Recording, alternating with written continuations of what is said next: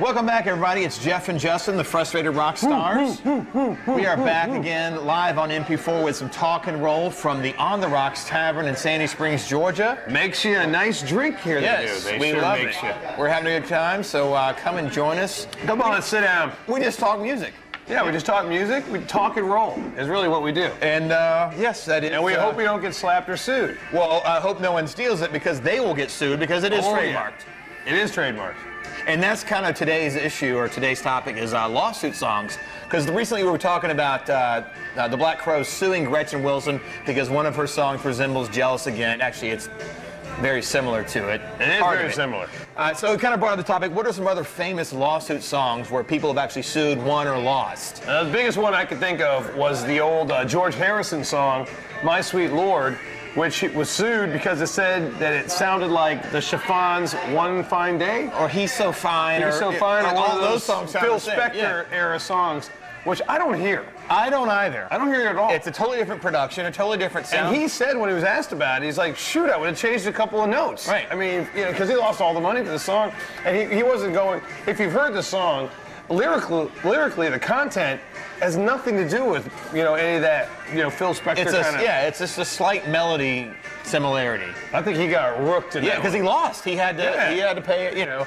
That's yeah. He got ripped on. And that more one. recently, artists like Avril Lavigne recently has been sued because her song "I Don't Like Your Girlfriend" it was a rip of a song from 1978 called "I Want to Be Your Boyfriend." She changed a couple words around, you know, allegedly. So she's getting sued, and of course, the biggest rapper right now, you know, kind of the flavor of the month in rap music is Lil Wayne, and he's getting sued for a sample, which is a little different. For not sampling and not giving, because he's not giving credit to a sample. He's getting sued for using the Pac-Man. Oh, that's not the Pac-Man. That's another one. That's Lil Flip. He's actually using the Pac-Man soundbite. Right. So it's a little different. Yeah, the sampling is a little bit different because, you know, you can sample. Lil Flip. It's obvious you're using something else, but you got to give credit. Right. You got to. If you don't give credit, you're going to get sued. Have you ever seen the liner notes of a rap album? Yeah. They're like a list long. I mean, no. How do these guys make any money? Like Kid Rock is doing that song. I always forget the name. All Summer Long. All Summer Long. It's got Warren Zevon. It's got Leonard Skinner. It's got him. I mean, by the time it's over with, everybody's making 15 cents.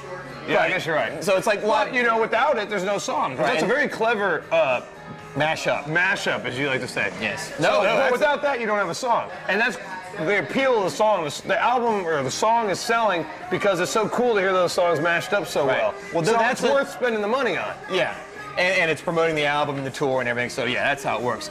Here's another classic rock song that people may not know there was a lawsuit over. It's Whole Lotta Love, Led Zeppelin. What? Whole Lotta Love. You know, back then. Well, I know the song, obviously. You ever heard that song? Yeah. It goes doom. Give me a few bars.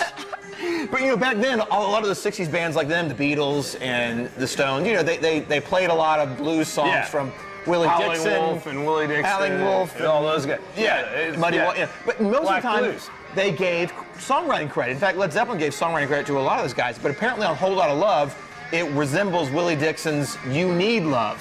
And they didn't credit him. And he sued for years and years and years. One of those things went on forever. Yeah. Apparently, they settled out of court at some point. And what I read, you know, it was very generous to Willie Dixon. Probably after, you know, they made enough money that, hey, all right, let's give this guy his due. Give him 50 grand.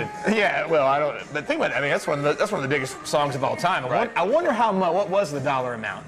We'll never know. We'll never know because they didn't expose the details of it like Huey Lewis did. Oh, that's right. The Ghostbusters thing, yeah, you know all about that. Ray Parker Jr. did the song for Ghostbusters. That was in Behind the Music. I told that story. And that's why Huey got sued, because it was apparently a confidential settlement, because they actually did settle out of court. Well, yeah, because they asked Huey Lewis to record a song for Back to the Future. No, Ghostbusters. I'm sorry, Ghostbusters. And he turned it down, so they got Ray Parker Jr. and told him, make it a Huey Lewis song. Make it sound like I Want a New Drug. Yeah. And he did, and they actually sued, and then they settled out of court. But yeah, Huey mentioned it, and he got sued. Maybe Huey was busy with all the Back to the Future music. Yeah, that's what I was thinking, because he was in the movie too. He was in the movie, remember? Yeah. And he had the two songs. I mean, that was the peak. I mean, Sports was out. Yeah, and, so I guess he couldn't do it, but. Speaking of legal matters, we have another leak in the Chinese Democracy Guns N' Roses albums, and that is in this week's In the Noise. First of all, I want to stop calling it the Guns N' Roses album. Let's call it the Axl Rose solo album. Right. That's all it is. Yeah, it really bothers me, actually. So some guy had a blog and released 2 songs from this Chinese Democracy album, 2 finished songs. 2 finished songs. And like the FBI got and raided him and like arrested him, right? I mean, he broke the law. They're throwing the book at him. Copyright infringement, no way. I know you're, should I sign it or drop it? I'm inclined to sign it because as a fan, I want to hear these songs, for God's sakes. They're sitting there. They never released this darn album that's just sitting on the shelves. So I say sign it, but also I think he should get in trouble for publishing songs that aren't published. Right. Well, you can't get away with that. No. Especially with something that's so valuable. I mean, there's a lot of value. There's a lot of money invested in this album. And it's like streaking.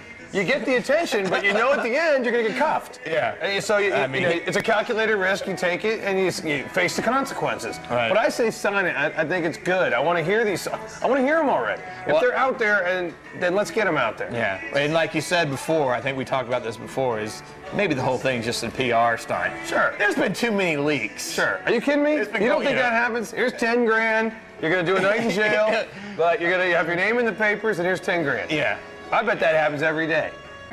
So you tell us what you think about us at info@thefrustratedrockstars.com, or leave comments. And maybe we'll feature you in commentary. Now, we had a very controversial episode a couple weeks ago talking about the legacy of Nirvana. And Dan Rather's still talking about it. As some of you know, we're not really big Nirvana fans. Not big fans. We were just saying they're overrated. And of course, I knew we were going to get away with it. We thought we were going to slide by. No. Not so fast, my friend. Freaky Creeper. Freaky Creeper. Freaky Creeper. I think I smoked some of that my senior year. It says, you can't compare art to sports. That analogy has so many flaws, I can't even begin to point them out.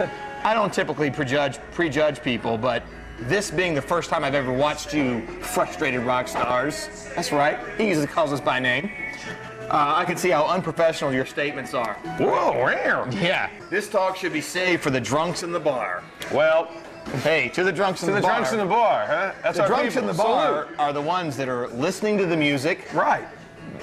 Doing karaoke. Right. Putting money in the jukebox and talking about music. And that's what we do. Yeah. And really, Nirvana, anybody that likes Nirvana that wasn't growing up then, it's usually like a Kurt Loder type. Right, the elite right. press, right. Right, the Rolling Stone editor kind of guy. Yeah, now what I'm telling Freaky Creeper is, technically, we are just as qualified. We have journalism degrees. Degrees in journalism. We've been on the radio. Huge music fans, and that's really... And we both play instruments. That's really all critics are, frustrated rock stars. We're just the only ones to call ourselves that. Right, and we're the only people with the balls, the cojones, to say, hey, Nirvana's not that good. Yeah. And they're overrated. Yes. Amen. Let's do it. All right. Well, come and join us next time. But anyway, but Freaky Creeper, thank you for writing in, and all of you out there, please, we love your comments, and we get to them as many as we can. Oh, yeah. And hopefully you'll be featured one day. Yeah. This is the first time you watch. Please keep on watching because, it's okay to disagree. We agree to disagree. There are no wrong answers. There are no wrong answers.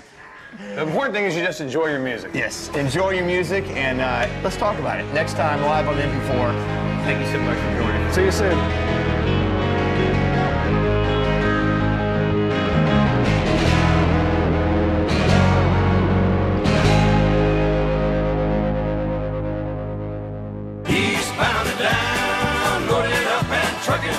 Are we gonna do what they say can't be done? We've got a long